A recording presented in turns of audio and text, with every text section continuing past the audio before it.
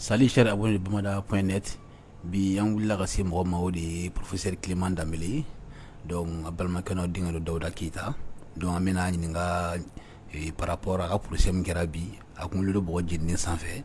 Donc yan'o cɛ an b'a foli bila la fɔlɔ. An ɲɔgɔn ma Clément. An cɛ Dawuda Keita. Kori baasi tɛ yen. Baasi foyi tɛ yen. An b'a. Clément komi yan'an ka don bagu kɔnɔ fɔlɔ an y'a mɛn k'a fɔ i wulilen kun do bɔgɔ jeninen kan bi. Donc hakilina jigila wulili in yɛrɛ kun ye mun de bɛ se ka dɔɔni fɔ an ye de façon résumé rappel kan yani an ka don question kɔnɔ quoi. Ok, merci beaucoup ka foli bila bamada.net filɛbaga n'a lamɛnbaga bɛɛ ma. Ka foli bila aw yɛrɛ ma aw ka cɛsiri la. Ka foli bila malien cɛ n'a muso denmisɛnnin maakɔrɔba ni Mali ka di mɔgɔ mɔgɔ ye diɲɛ kɔnɔ ka foli bila bɛɛ ma. Le 8 mai tɛmɛni 2020 ne kun ye vidéo dɔ kɛ ka wele bila malien bɛɛ ma n ko an bɛɛ ka fara ɲɔgɔn kan an bɛɛ ka bɔ an ka kɛ jɛkuluba kelen. N ko n'an kɛra jɛkuluba kelen ani an ka fara bɛɛ ka t'i ta fan fɛ n ko nafa t'a la mais an ka kɛ jɛkuluba kelen min b'a to an bɛ se ka ɲɛsin fanga ma ka se k'an ka hakɛ ɲini fanga fɛ n'o ye Ibrahim Boubacar Keita ka fanga ye. O kɛra 8 mai jumadon samedi le 9 sécurité d'État ye ne enlevé Bangoni kɛnɛbani kan n ye tile 15 k'u bolo. O tile 15 kɔnɔna na sécurité d'État mɔgɔw u tilala ka taa n bila kaɲɛ na mais jalakili sɛbɛn min dara n kan ka taa o ye ko n bɛ ka sɔrɔsiw de wele n ka baara kɛra k'a bɛ wagati bɔ n ka wele bɛ ɲɛsin sɔrɔsiw de ma ko kabini n bɛ meeting kɛ boulevard de l'Indépendance la parce que ne de fɔlɔ tun bɛ meeting kɛ de soutien à l'armée malienne tɔrɔ ni hakili b'a la n ye kalo damadɔni kɛ n bɛ taa boulevard la ni n bɛ jama fara ɲɔgɔn kan le soutien à l'armée malienne contre la corruption. O kɔfɛ ko n filɛ ka wele bila tuguni o n ka wele kɔnɔna la ko n ko sɔrɔsiw kana gazi ci denmisɛnninw na u kana marifa ci mɔgɔ la donc ko u y'a faamu fɛnɛ k'a fɔ preuve dɔw b'u bolo ko n bɛ fɛ ka coup d'état de kɛ. Donc ko minɛkun tun y'o de ye ko n bɛ ka coup d'état de kɛ ani ka sɔrɔsiw su k'u labɔ u ka sira kan walasa u ka muruti jamana ɲɛmaaw ma. Donc u y'o sɛbɛn min kɛ kɔfɛ ne ye n yɛrɛ sɔrɔ tribunal la commune 1 na o kɔfɛ o tribunal commune 1 fɛnɛ ye jalaki k'a jira k'a fɔ tiɲɛ don n bɛ fɛ ka coup d'état de kɛ Mali kɔnɔ n bɛ ka sɔrɔsiw su walasa sɔrɔsiw ka coup d'état kɛ. O jugement de tun bɛ bi septembre kalo tile 2 ka juger k'a lajɛ n'o sɔrɔ n bɛ fɛ ka coup d'état de kɛ ne ta nin tɛ fɛ ka coup d'état kɛ IBK la komi IBK yɛrɛ coup d'état kɛra la ka ban IBK ko banna k'a fɔ ko ne tun bɛ fɛ ka coup d'état kɛ IBK n'a tun bɛ bi nafa bɛ se kuma in na mais Clément tun bɛ fɛ ka coup d'état kɛ IBK la Clément tun tɛ fɛ ka coup d'état kɛ IBK la Clément de ye coup d'état labɛn ka kɛ IBK la IBK kɔni binna yɔrɔ Clément kɔni bɛ t'o ye sɔrɔsiw minnu y'a bin bɛɛ b'olu dɔn donc Clément ma coup d'état kɛ IBK la mais n kun jalaki de kama donc o jugement de kɛra bi. O jugement jaabi kɛra mun de ye? O jugement jaabi kɛra kuma mɛnna an ye min kɛ ni avocat ni procureur ni fɛnw ani ɲininkali minnu sɛmɛna ne yɛrɛ la tribunal fɛ a taara bɛn fo heure 4 hakɛ ma à peu près parce que ko daminɛna 8 heures an bɛ tila kuma min na o y'a sɔrɔ midi tɛmɛna. Procureur laban nana jira k'a fɔ tiɲɛ yɛrɛ la jalakili sɛbɛn t'ale bolo parce que hali sécurité d'État mɔgɔw tun ye clé USB dɔ bila n ka minɛnw cɛla o ye minɛ ka minɛn min to n bolo k'a fɔ ko ye n ka clé ko vidéo in b'o kan o sɛgɛsɛgɛla ye k'a fɔ o clé min yɛrɛ bɛ yen ni sécurité d'État y'o di n'o ye sécurité d'État ka clé USB ye o clé in yɛrɛ o tɛ ne ka clé ye o juge ko k'ale bɛ fɛ ka clé in kɔnɔna lajɛ o clé in donna juge mɔgɔw ka machine kɔnɔ machine kulela k'a jira k'a fɔ ko clé in tɛ clé ɲuman ye k'u k'a labɔ joona ça s'appelle une clé infectée avec des virus qui sont cachés donc komi tribunal dɔw machine u bɛ antivirus baw k'a la o y'a don dɔrɔn antivirus y'a signalé k'a fɔ ko clé man ɲi donc o ko bɔra a ma o procureur yɛrɛ nana fɔ tiɲɛ yɛrɛ la ale ɲɛ bɛ ko la cogo min na ale tɛna se k'an poursuivi k'an datugu ka ɲini juge fɛ k'a fɔ k'a k'an labila k'a fɔ min ye coup d'état ko in ye baga kɔni kɛra ne ma k'an minɛ ka taa ne tile 15 ka taa n tɔɔrɔ n tɛ ale ma foyi ye bilen min b'a to n bɛ se k'a minɛ donc juge ko n'o don donc a fana tɛ n datugu bilen ko n ka taa ko sɛbɛn bɛ di yan nin kalo tile 30 septembre kalo tile 30 min b'a jira k'a fɔ ko tribunal banna n labilala n poursuivilen tɛ n tɛ taa kaso la n tɛ jalaki baga kɛra ma o ko kɛra ten bi. Ok an y'o faamuya d'accord donc n'i y'a faamuya k'a fɔ preuve ma sɔrɔ i contre la k'a jira k'a fɔ k'i kun bɛna coup d'état kɛ Non, prévouté, parce qu'en fait, là, le drone, parce qu'à Wati, même Roulé, désobéissance civile, même Mali Konon, depuis 92, même Washington a utilisé. A utilisé 600 démissionnaires, comme Mali Constitution, comme désobéissance civile B. Article 121. Dans l'année de Torah, papier, constitution, ou le mal la gata boaka. Non, mais ni cadeau pas une Mali constitution, on a utilisé, donc, moi, né le folle 2020, quand désobéissance civile, le Mali. C'était déjà le mois d'avril. Faut na do me kono. Faut na kem minena. Faut na kem blala. Faut na ke ani MK siki kana M5 kodo la. Kasuka M5 kasuka désobéissance civile ko tatuni ko moko ka ke. Mais à l'origine, c'est moi-même qui ai commencé cette affaire de désobéissance civile et l'application de l'article 121. Et avec les kuma mina ngo moko na ta voté élection législative là. Désobéissance civile nous utilisé. Moi mina amé couvre-feu. Ngo moko ka bo parce que les gars fait amé bo. Mais je suis fait quand de son nom. Moi, je suis quand de son nom. Oui, c'est la désobéissance civile. On refuse de se soumettre à l'autorité de l'État tant que l'État même n'exerce pas le droit des citoyens. Donc, on fait qu'on a mis, il faut qu'on a M5 ko uniforme, M5 est désobéissance civile utilisée. Ok, au Famiara. Bon, climat et jugement qui era, donc verdict dira, et c'est juste. Bon, et le tribunal ko il fait un d'ajar là-bas c'est juste. Ah, donc moi je vais dire que c'est juste. Bon, le tribunal du Guara Mouamna, il va faire quoi le tribunal est injuste. Bon, comme on y a un jalaki, juge ko manga jalaki, pour que le kokale ma fouille soro, mimi jalaki. Moi je vais dire que c'est juste. Mais ni travailler moi c'est pas juste. Mais pour moi c'est juste. Mais maintenant, que la justice soit dite, que la justice soit faite, que la loi soit dite, donc ce n'est pas une question de victoire ou autre chose, c'est la victoire de la justice malienne, ce n'est pas la victoire de Clément. Il était Clément à victoire, ni Mali critique la victoire, Mima ira ka fo, Mali justice be ka bo fe no kono, mi nga di faga ka mureke, o mi ka dabla, ani faga mo do jalaki, mais tiens c'est ka datkima. Ça c'est la victoire de la justice. Encore une fois, de montrer que le Mali est en train de changer. C'est la mutation. C'est la mutation. Et cette mutation commence par la justice. Quand il y a des mindraniers, quand il y a des Mali juge ou te procureur ou te politicien ou rien, quand il y a procureur ni juge ou ton chien, parce que les politiciens qui sont là. Mais anni au bagara mugoma, on va tirer Jodama, quand Jamana est jalaki. Nous donnons justice qu'on a droit à la dilemme fotari alhamdoulilah. Aux zones de donc, mon acquittement est la victoire de la justice malienne. C'est la victoire du peuple malien et non pas la victoire des Clément. Et je suis très content pour ça, que le pays change. Ok, merci. Donc, il y a famille, d'ailleurs, pour le système, juge équitablement à Kerakanya. Ah, nous, comment équitablement, nous, nous donnons ça c'est sûr. J'ai trouvé un moyen de communiquer avec le monde extérieur. Quand on nous qui essayons de attaquer, comme mais si la justice elle n'est pas bien faite, moi je vais dénoncer. Ni Dakani, ni Daratini, ni fait maïndron ne bafo. Anna demandé la ne bafo. Tu sais, M. Keita, Aramadi, Niaye, Moussala Bala Drom Yatoru, Mofiebi. Il veut mourir. On avait comme toi à boulot, Keta, ton chien, à Mash, Mietodu. C'est un escroc. Mon mate. À déterminer.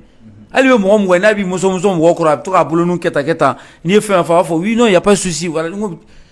Mali fanga bébé tientini ni bor wa fuma so ka bamananga na ko barodin ni barodin tiara fanga kala fato fanga tenya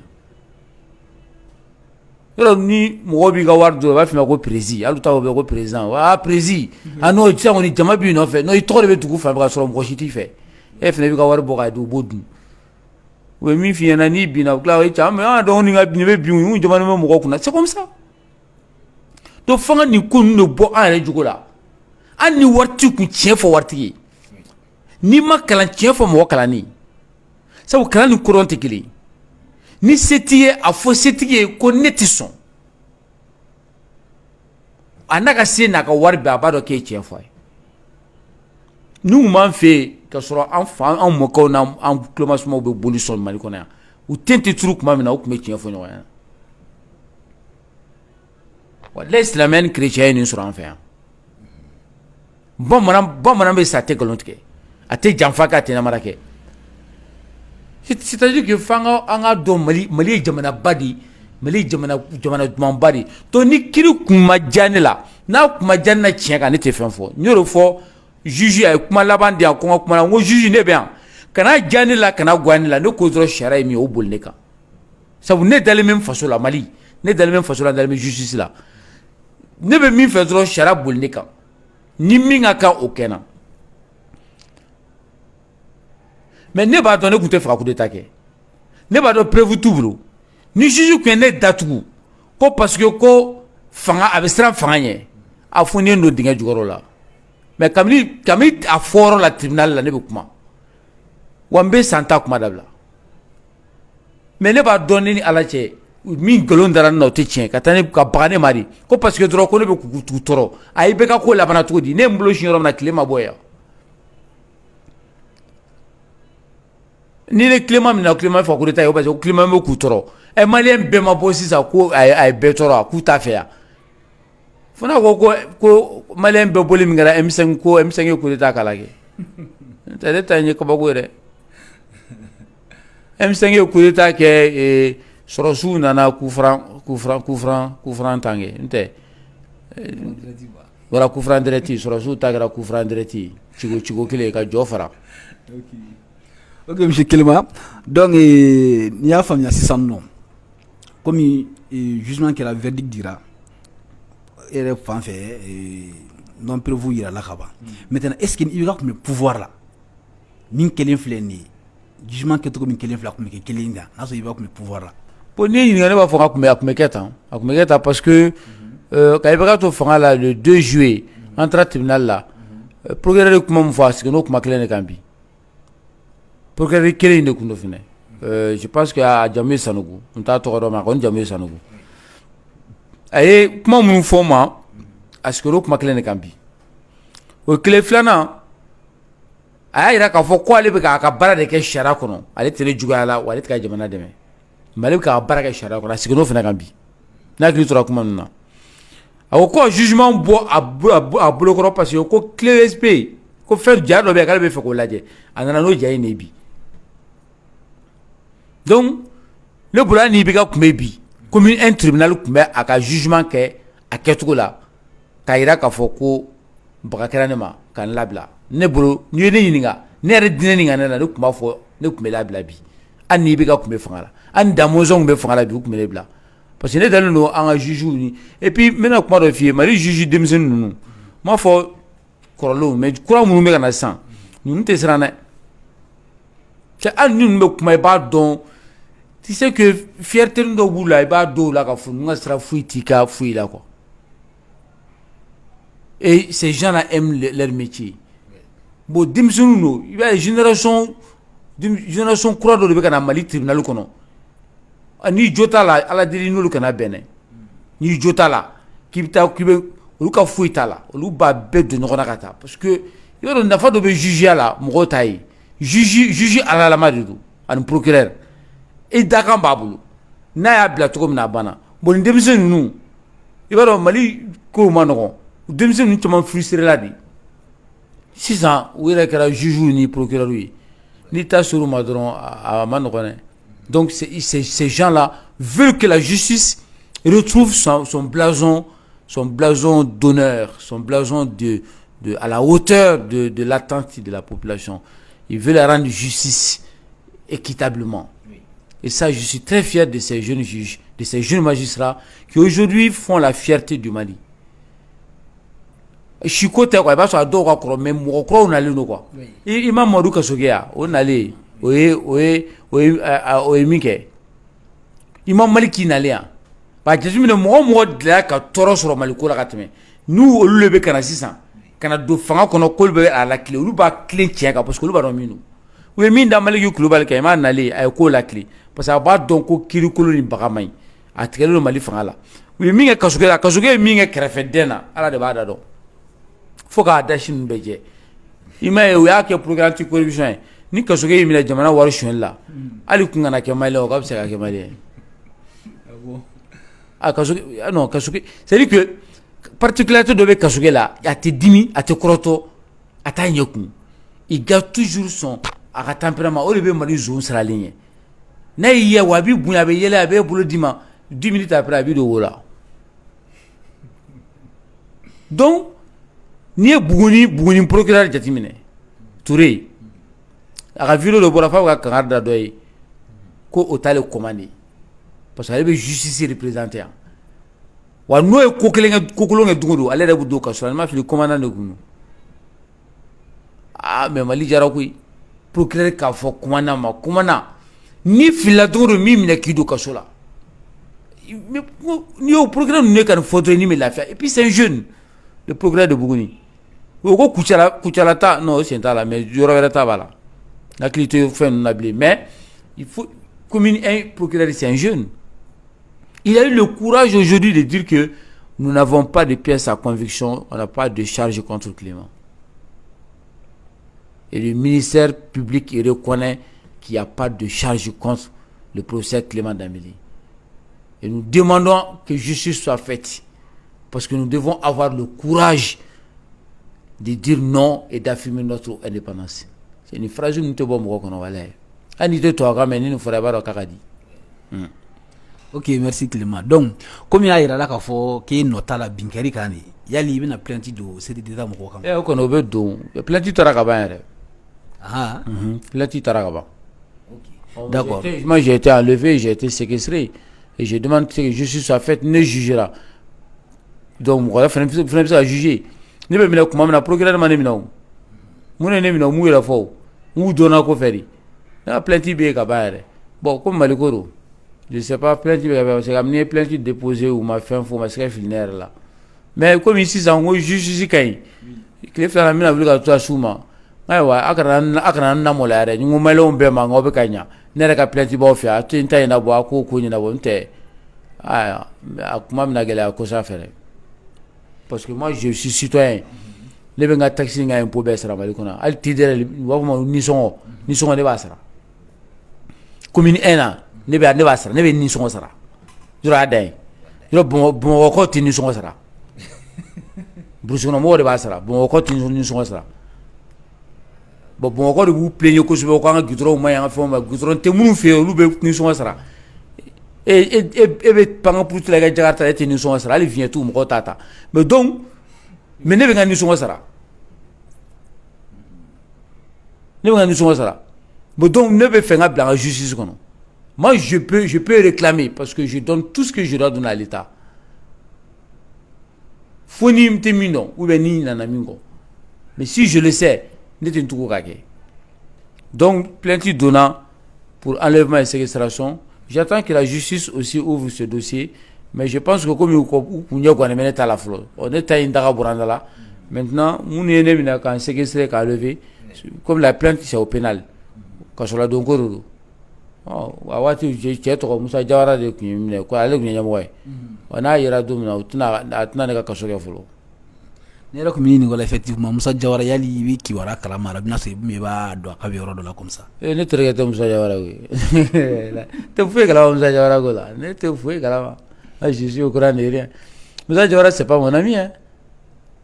Musa Jawara et moi on s'est jamais vu amane no ere. On n'a jamais rien traité, on n'a jamais échangé, même pas 10 secondes. Nous avons Musa Jawara est là. Ni ibeka, ni rega ibeka e ka farkulo fleni, ni arma desigile shekili. Domina M5 bewele. M5 bekana. A do fam betara bu ya bo ertemna. O kune chien fole kamini ala candidat.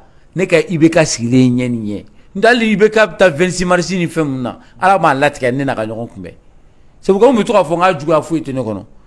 Aka mara de ketuko mai parce que ni beka amade ka siga chama be olu bala ko beka kan beka mai beka don ta bota anton ay here ke dowi ay wardi doma do ya tadu ka tila ka bɔ k'a nini k'a guruja i bɛ k'a ma dɔrɔmɛ di ne ma hali bɛ k'a ma di ka fɔ ne ma ko bon ne ni bɛ k'a fɔ bonjour don min na an bɛɛ taara emisɛn bɛɛ taara a fɛ yen ne bɔtɔ a ko ne ma ko au revoir Clément ne ko au revoir monsieur le président kabini ala k'an da an ka kuma o ye au revoir Clément au revoir monsieur le président ne ni bɛ k'a ka kuma danna ye an ma ɲɔgɔn ye quoi mali ko in ne y'o fɔ n'a tiɲɛ bɛɛ fɔra don o don han tilega dire fali bɛ bɔ sange jukɔrɔ dɔw b'u dabɔ mali ko la pewu malo bɛ tila ka t'u minɛ k'u kan gulon place de l'Indépendance la ni mali ko tiɲɛ bɛɛ fɔra mais il y a tellement d'ingratitude dans ce pays i bɛ ka maɲi a ma baara foyi kɛ mais dɔw fana bɛ yen olu y'a ka na min ka tila ka ba la yɔrɔ o fana ye kabako ye dɛ hɔrɔn kɔni hali ni mɔgɔ maɲi n'i y'a ka na min i t'i sigi a kɛrɛfɛ u b'a fɔ u t'a fɔ bamanankan ko nami yan nami o kɔrɔ mɔgɔ min b'i kɛrɛfɛ n'a bɛ dɔ dun ani i bɛ dɔ dun ni ne tun ye i bɛ k'a ka na min ne Clément ne tun ye i bɛ ka na min i bɛ ka minɛna don min na bilahi a ne tun bɛ minɛ ɲɔgɔn fɛ n ye n kali ala la i bɛ ka ne tun bɛ minɛ ɲɔgɔn fɛ ni ne tun ye i bɛ ka na min n'an dɔrɔn tɛ dɛ hali n'i y'a kutu nɛmu ka kutu nɛmu yɔrɔ na min bɛ yen mɛ kutu nɛmuna fana bɛ yen n'i y'a n'a sɔrɔ ko kutu nɛmuna i bɛ sa nɔfɛ de dɔw ma dan na min ma u y'a barama jɔ da la ka tila ka barama fili ko an t'i bɛ ka fɛ maliyɛnw an bɛ ɲɔgɔn dɔn yan koyi bon n bɛ nin fana fɔ sisan u bɛna bɔ wa Clément bɛ ka mɔgɔ tan n tɛ ka mɔgɔ si tan min kɛra ne bɛ k'o de fɔ ne tɛ mɔgɔ tan o Clément ye mɔgɔ don ta bɔ ta Clément parle trop parce qu'il y a trop de vérité au Mali à dire parce qu'il y a trop de problèmes dans ce pays ko n bɛ kuma kojugu parce que kojugu de bɛ yan o de y'a to n bɛ kuma kojugu don min na ni Mali ko mankan ni Mali dilanna k'a ɲɛ tiɲɛ kan walahi ne bɛ mangu n bɛna mun de fɔ mɔgɔ ma n bɛ kuma fu fɛ ten mais n bɛ ka min fɔ dɔrɔn dɔ k'a fɔ non Clément ye min fɔ nin tɛ tiɲɛ pourquoi mɔgɔw b'a fɔ n bɛ kuma kojugu o de k'i k'a fɔ Clément bɛ kuma kojugu a fɔ dɔrɔn Clément ye min fɔ tiɲɛ tɛ mɔgɔ si tɛ Mali kɔnɔ min ko k'a tɛ i bɛ ka fɛ k'a sɔrɔ a tigi ye i bɛ k'a ka na min ani i bɛ ka kun bɛ ɲɔgɔn fɛ o tɛ yen o ma deli ka kɛ Mali kɔnɔ mɔgɔ ye i bɛ ka kɛlɛ a sini i bɛ ka ma jɛ diɲɛ fɛn foyi ma o kɔrɔ ko Clément ye nkalon tigɛ mais n bɛ ka min f'i yan nɔ ne diminen tɛ mɔgɔ kɔrɔ ko i n'i bɛ ka jɛra dɛ parce que mɔgɔ caman n'i bɛ ka jɛra ɲumanw fana b'u la u bɔra i bɛ ka f'i parce que n'i bɛ ka ma bɛn a la parce que i bɛ ka ma ɲuman de kɛ olu tigɛra i bɛ ka kɔ a b'u k'a bɛ ɲa mais u nana ye k'a fɔ k'a ma ɲi u bɔra parce que n bɛ fɛ mɔgɔw kan ka kuma faamu parce que n'i ye kuma fɔ dɔrɔn u bɛ sin ka taa ta dɔrɔn ka mɔgɔ dɔ photo bila n voix kɛrɛfɛ dɔrɔn ka kɛ i n'a fɔ n kan b'o tigi ma là je m'explique mɔgɔ dɔw bɛ yen olu bɔra i bɛ ka kɔ parce que u y'a ye ko in man ɲi n'o y'a sɔrɔ ko tubi tun t'an fɛ yan mɔgɔ si tun tɛ kɛ silamɛ anw mɔgɔ ta mɔgɔ tun ye kafiri caman tubira de dɔw yɛrɛ kun ganana ka segin ka don silamɛya la donc tubi bɛ bɛn mais ne tɛ bɔ a la o de ka jugu e ko k'i tubira e tila ka ye boliso kɔnɔ o de kabako ye donc ne bɛ ka n ka kuma faamu dɔw tubira k'u tɛ e bɛ ka fɛ bilen mais kɛrɛfɛ ko caman fana kɛra dɛ an bolo dɔw fana kalama dɔw fɔra an ye o de la kabako ma e ko i ye boliso bila k'e taara misiri kɔnɔ misiw mana ko e bɛ si bari kɔnɔ sungurubaso la hali kun ka to i ka boliso na n t'a dɔn n y'a faamu bon maliyɛnw an bɛ nin bɛɛ ye dɔw b'u mangun nka n'i ye nin fɔ fana dɔw bɛ bɔ k'i dɔgɔya cɛ fara an ka mɔgɔkɔrɔbaw la mais ni mɔgɔkɔrɔba jogo ma ɲi mɔgɔ bɛ fara la ne nɔrɔlen tɛ mɔgɔ la o quelqu'un qui n'est pas beau il n'est pas bon mais il faut dire la vérité ou on va continuer à mentir dans ce pays an b'an si kɛ nkalontigɛ la k'an si kɛ dɔrɔn ni min kumana pra dɔrɔn u b'a fɔ ca anw sɔnna ye n'o a bɛ se kuma na a kun faralen don cɛ kun faralen don a t'o bila fatɔ mara yɔrɔ la a kunkolo ma ɲi e kunkolo mana fara o tɛ fa dun e la a kun faralen jumɛn don parce que o Mali ici ni bɛ tubabukan baw fɔ dɔrɔn u bɛ se k'a fɔ ko o kalandenba don ce n'est pas vrai alors que n'i y'a tigi ka kuma jaabi au fond i b'a sɔrɔ a tɛ kuma ɲɛnama fɔla yɛrɛ mais an bɛna sigi dɔrɔn tubabukan ba fɔ ninnu depuis 91 an bɛ nin dingɛ de kɔnɔ ka tubabukan fɔ dɔrɔn ka sin ka mɔgɔw buruja ka phrase baw fɔ dɔrɔn mɔgɔ bɛ tigɛrɛ baw fɔ dɔrɔn ba bɛ cɛ dɔrɔn ka kirikara kiri c'est pas vrai c'est du bluff en tout cas a kɔni tɛ k'anw na parce que an b'a dɔn a bɛɛ nkalon. Ok, Clément faamuyara Donc an ye famille ki sɔrɔ ka ko nun bɛɛ lajɛlen la procès kan i y'a bɛɛ fɔ fo ka taa ban sa. Je pense que malien bɛɛ ye famille sɔrɔ la. Maintenant kuma sera laban yɔrɔ ma ne kun na dernière question poser kunna o de ye par rapport M5 jeunesse ka ko ani Mali yɛrɛ jeunesse ka ko.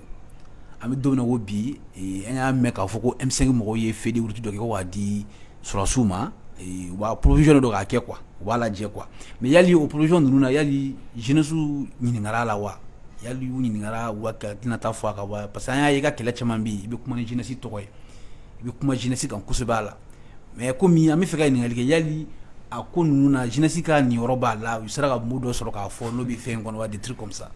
Bon ka kuma tiɲɛ yɛrɛ f'i ye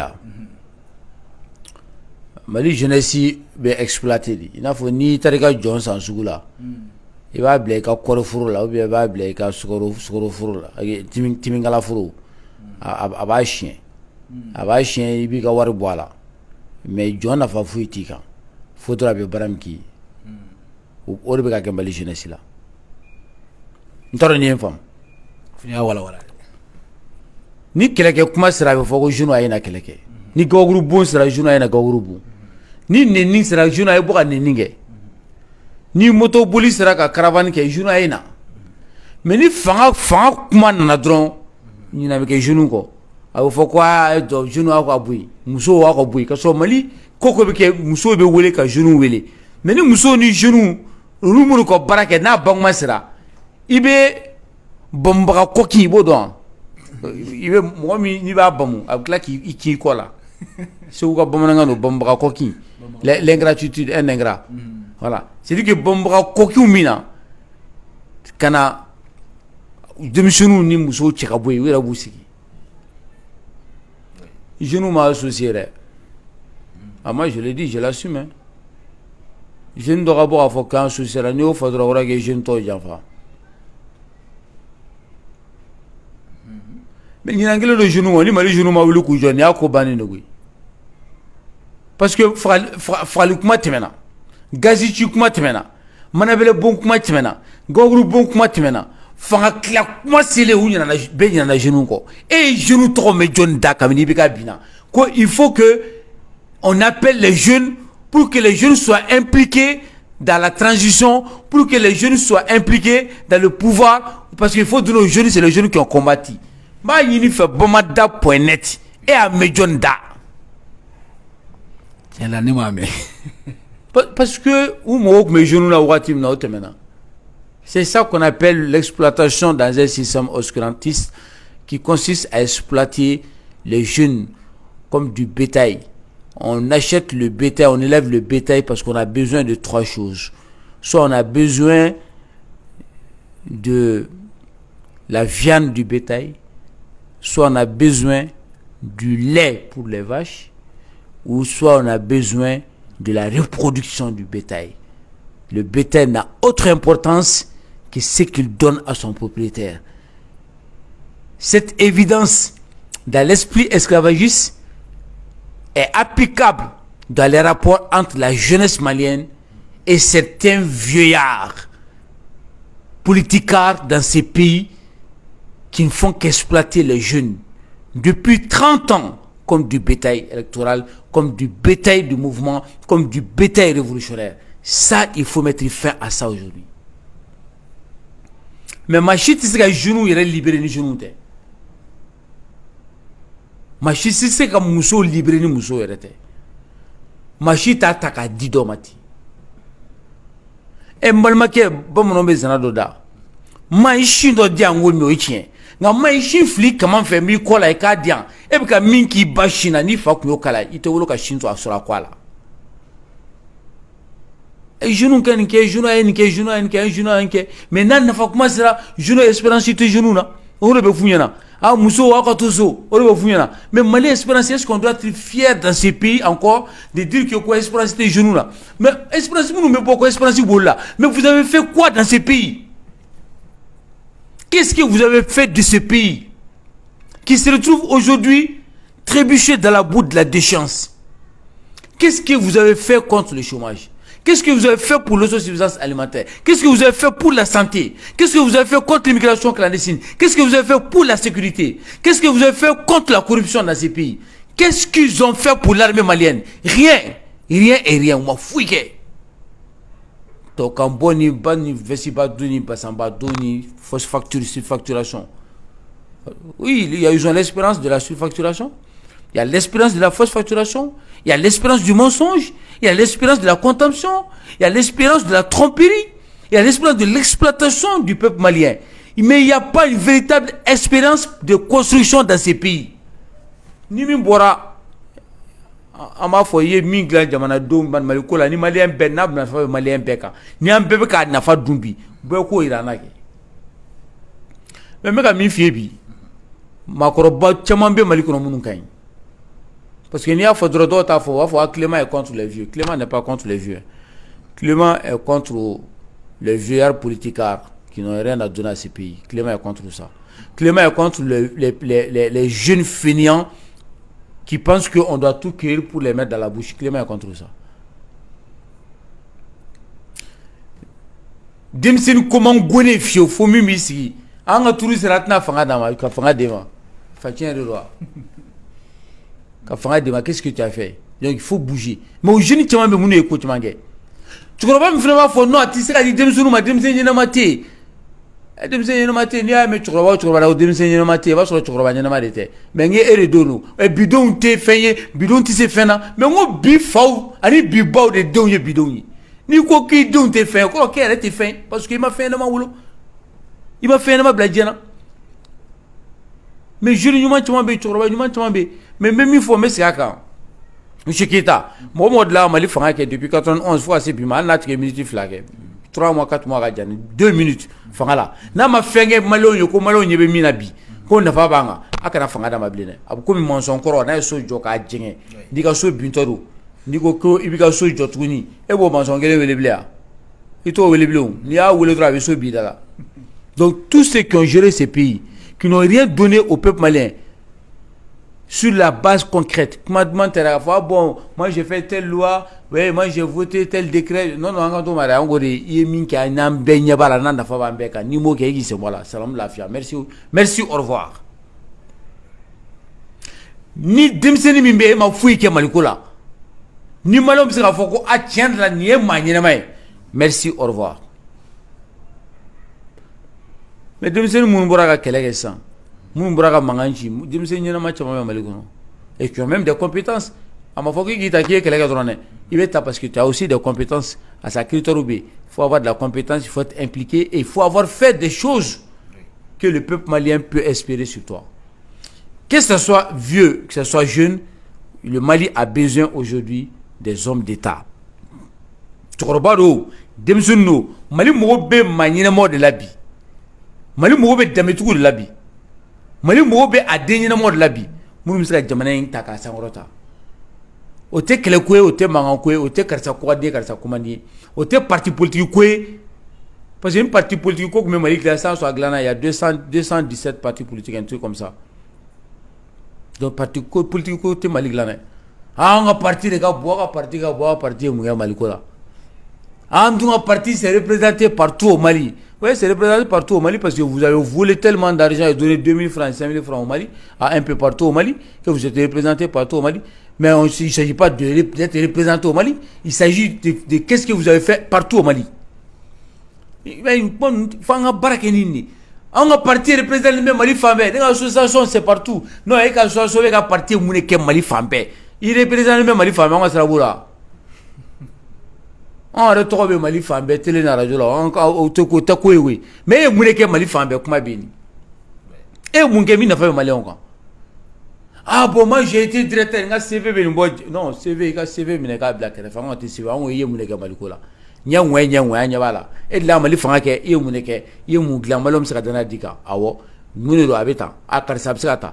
A karsa sigira fangala amade ka fenga mali kuno ama fenga na mayre a karsa sigira froka de la wardu karsa sigira fangala merci au revoir ah bam dumbe kelege no fait ah mo ma bugo kelege mo shima bugo ye kelege faso no fait faso ka jurumbi le tsika sara donc personne ne peut revendiquer aujourd'hui qui est kelege Quoi donna ta borata e keleke. OK, ye keleke. Mais faso i ka min bɛ la don e ma tagama Mali dugukolo sanfɛ yan. E ma yɛlɛ Mali goudron sanfɛ yan. E ma taa Mali école la. E bi jɔ mɔgɔ de ma bɛ k'e keleke Mali ko la. Wali mɔgɔ man ka tigɛrɛ fiku. Ni Mali ye keleke Mali ko la mɔgɔ b'o fo yɛrɛ. N'i y'a k'i yɛrɛ de. I bɛ fɛ dɔ wɛrɛ ka d'i ma en plus de ça, en plus de tout ce qu'on t'a donné. Donc la jeunesse malienne doit se ressaisir, elle doit s'organiser, elle doit se rassembler, elle doit s'unir. Mi-même sengila, mi-tem sengila, mi-même n'toyena, mi-tem n'toyena, mi-kumbe a n'ta fait n'tro donc CFR c'est ça, CFR ou amuni, mi-kumbe là ou, mi-kumbe EPM là, mais jeune aïe n'a pas qu'à franyonga, avec Djoklouba clé et former un bloc pour sauver le Mali. Le Mali a besoin de ces jeunes. Maintenant, si vous êtes bilingue, c'est des jeunes comme vous. Mali jeunes ka faroukan. Muso a don ne sorosuni. Mali muso ka faroukan. Pour que baba meka tuko ani fem ou ka dabla ou akli ka sigi ou ka laje abe maratuko da abe grand tuko di akli konna la. Ngiringirin côté. Ni mo presser les matchs ka ban. Il va soro bi ale ka biribi. Ni bi donné bi la te fait magique avant. Oh mun me fait ka mun klebe ku denga biudu ka origela biudu hein o ka sabali presser le côté ni nya fo kunu be sika kan a to mona kalama ni min girne ki tiga do ala e time ya to ay presser me on ni sika to ko na ka sumya a me ngo do be mali kono bi alors il te to boli kono wala ka to barama kono lu do ta do be mali kono bi na mɔgɔ mu bamba daka dɔw t'u bolo don barama kɔnɔ ka to ta tellement que président nous. Donc on est arrivé à un point aujourd'hui où il faut se dire la vérité bɛɛ ka hakili sigi min ka kan o bɛna d'o ma ni fɛn ma di min ma kana fɔ ko jɔn kelen la ou bien fɛn ma fɛn wɛrɛ parce que tout simplement jamana mɔgɔ b'i la fɛn wɛrɛ de kan sira wɛrɛ de kan mɔgɔ bɛ jamana jɔ n'i ma kɛ ministre ye mɔgɔ bɛ jamana jɔ n'i ma kɛ président ye mɔgɔ bɛ jamana jɔ n'i ma kɛ directeur ye faso mɔgɔ bɛ a den bɛɛ la bi sira bɛɛ kan an ka faso jɔ dɔrɔn an ka bɛn an ka sabati an ka Mali sécuriser an ka basigi kɛ bɛɛ bɛ tila ka dɔ sɔrɔ Mali ko in na tiɲɛ kan kɔni girin ko tɛ Mali tɛ gato ye ko i bɛ dɔɔnin tigɛ k'a don i da koyi dɔw bɛ gato kumaba tigɛ dɔw ta ye fitinin ye dɔw ta ye cuillère olu bɛ cuillère nɔ dɔw yɛrɛ b'u tigɛ nɔ le Mali n'est pas comme ça. Le Mali est un grand pays. Ce n'est pas un gâteau à partager entre les gens. Le Mali ne doit pas être géré dans le bruit, dans le brouhaha, dans l'incompréhension, dans l'opportunisme. Le Mali doit être géré dans le calme, dans la stabilité. Parce que ce pays a tellement souffert que notre patrie mère, notre maman, elle est souffrante. Il faut la soigner. Quand elle va se mettre debout, chacun fera ce qu'il veut. Mais pour l'instant, l'urgence, c'est de sauver le Mali. Et cela ne se fait pas de la précipitation. Nous avons des réformes à faire. La réforme de la justice, la réforme économique, la réforme de la loi électorale, la réforme constitutionnelle. Nous avons la réforme territoriale à faire. Nous avons la réforme de l'éducation et l'emploi. Nous avons tellement de réformes à faire que je ne comprends pas pourquoi certains se précipitent pour avoir le pouvoir et oublier que l'urgence n'est pas dans ça. Il y a bien des gens qui mettent d'eau à boire il y a bien 500 000 personnes qui ont kalankola. Andon tkata kola. Il y a bien des gens 500 mali centre ko ni norkola. Il y a bien 600 000 personnes qui wala sa malonga sika nous famu. Anga solidarité créée pour que la communauté internationale kana pression sur do blanc. Mais il y a blala ne muneme. Ay fera du civilement. Ha sur suku c'est voilà transition ko yana bo jona. Franchement, ce n'est pas honteux. C'est honteux. Ça, c'est de la honte. Mais c'est la honte. Quand Ibeka était renversé, moi je m'attendais à ce qu'on sorte tout de suite pour dire comment on fait pour l'école malienne. Moi je l'ai fait, je le dis. Le reportage Oubé, quand je disais que l'urgence c'est tout de suite l'école malienne. Oui. Et regardez sur le nouveau déjà, que je le dis.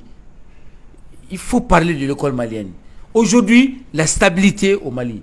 Aujourd'hui, comment faire pour que les Maliens se retrouvent? Aujourd'hui, qu'est-ce qu'il faut faire dans l'urgence pour la sécurité? L'armée malienne. Qu'est-ce qu'il faut faire dans l'urgence pour que les Maliens puissent manger 3 fois par jour. Nous sommes en plein hivernage. Qu'est-ce qu'on peut faire pour les paysans maliens, pour les accompagner? Qu'est-ce qu'on peut faire pour les artisans? Qu'est-ce qu'on peut faire pour les jeunes diplômés sans emploi? Voilà les urgences, des questions qu'on doit poser. Ibeka a dit que avec le coronavirus, il a donné 500 milliards. Où se trouvent les 500 milliards? Ibeka, l'argent qui a été à BMS, où se trouve là? Non, tout le monde a oublié ça. Tout le monde aujourd'hui est en train de dire, ouais, mais la transition, elle ne doit pas durer longtemps. Il faut donner le pouvoir aux civils. Mais civil ou militaire, le Mali a besoin d'hommes d'État. Le Mali sent, les Maliens, le paysan malien, l'artisan malien, la femme malienne, l'enfant malien s'en fout que le Mali soit géré par un colonel, ou le Mali soit géré par un général, ou le Mali soit géré par un civil ou un politicien. Mais que le Mali soit géré par un homme d'État. Et cet homme d'État peut être un militaire. Cet homme d'État peut être un civil. Modibo Keïta était un civil. Moussa Traoré était un militaire. Amadou Toumanou Touré était un militaire. Djongouna Traoré était civil. Amadou Aya était un militaire. Ibeka était un civil. On vient de chasser un civil. Et de surcroît un politicien expérimenté. On vient de le chasser du pouvoir. Qui vient nous mentir encore? Il faut donner le pouvoir aux civils. Il faut donner le pouvoir aux hommes politiques. Mais on vient de chasser un homme politique, l'un des plus expérimentés. Il a fait tous les postes politiques, sauf la mairie. Ibeka a fait tous les postes politiques dans sa vie, sauf la mairie et la région. Il n'a pas été président, il n'a pas été dans une région, il n'a pas été dans une commune. Sinon, Ibeka a occupé tous les postes. Donc il a expérimenté. Mais c'est une mauvaise expérience. C'est une mauvaise expérience. Ibeka, vu son âge, il a l'expérience de la vie. Mais c'était une mauvaise expérience. Ibeka est un civil. Mais cela n'a pas suffi. Et on vient de chasser ça. Personne ne s'est dit à un moment, oui, mais pourquoi on se précipite pour donner. Mais il y a des gens qui sont venus dans le mouvement pour chasser Ibeka parce qu'ils veulent juste la place d'Ibeka, ils veulent le pouvoir. Ils ne veulent pas autre chose. C'est eux qui sont pressés. Donc qu'ils se calment, qu'ils se calment, qu'ils se calment. Le peuple malien a d'autres aspirations, on a d'autres préoccupations que de partager ce pouvoir de la précipitation. Mais il faut se rassembler, il faut s'unir, il faut faire un bloc autour de ces militaires-là. Ils sont jeunes, c'est les patriotes. C'est juste un changement de régime, il n'y a pas eu de coup d'État, c'est un changement de régime. Et cette transition sera bien gérée, Inch'Allah, et que tout le monde retrouve son esprit. Mais la transition doit être une transition des jeunes pour que les jeunes prennent le relais, une transition de la jeunesse, une transition par la jeunesse, une transition pour la jeunesse. Et les femmes doivent être considérées au centre même, au cœur même de l'activité de cette transition pour que tout se passe bien. Les femmes doivent être le carburateur de cette transition et les jeunes doivent être le bloc de moteur pour que ça pousse. On ne fait pas du neuf avec du vieux. Ok, merci au Fambiara. Ok, Clément, bah, vous êtes nommé pour la dernière. Vous savez, mec à moi, il est un peu cassé parce que donc, mec à tel la gêne, il y a fort Mangalani Flavio Canyon tout. Documentaire qu'on voit. Les qui n'ont mais hôtel la moi frère Mangalani Flavio Canyon tout. Ja Sony ne la caméra est warababo. Ni Mangalani Flavio contre ma boca n'ont tout kumbiria. Warabi tout la avenue d'Adoni à te bouger. Mangalani Flavio n'ont tout warabi itoringa gere. Mangalani nous, chitané dans la doula. Mais fait mal on a fait quoi. Chitané dans la doula fou be n'ont tout. Alu tout qu'on ratabli. Donc dans la n'ont tout là-bas mireke. Ku contre ma bodro waraba ekele. Digino e dinga kono. Dei ale ma tellement que chitané ba la mi qu'on ratabli. Ale be ki prendre deux ngana fina go tout.